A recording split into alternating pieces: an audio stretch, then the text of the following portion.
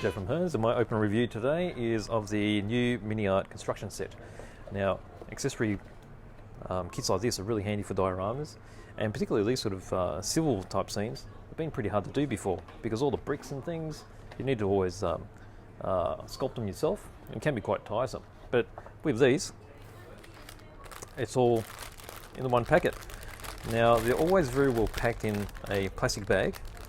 Now, let's see if we can pinpoint some of the things in here. So there's a ladder, all molded in one with the backing here.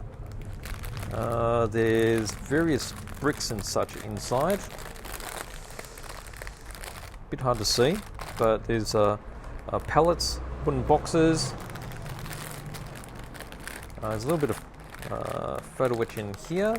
There's an anvil and some of the smaller tools. You'll see some bricks here. So all you have to do is just chop them out and just load them up. There's a lot of them. So there's a little manual here, which gives you an idea of how the various things go together. So your wheelbarrow.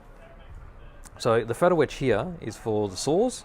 So you've got really fine detail in the teeth, and you'll see that there, where it's put together here. So you got your hand saw, and then you got your double-handed saw. You got your little coping saw, or hacksaw, I guess. Little jack. This is for making the pallet of the bricks.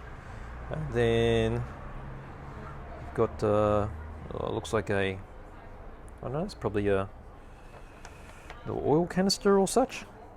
Small step, trestles, and vise, and some buckets.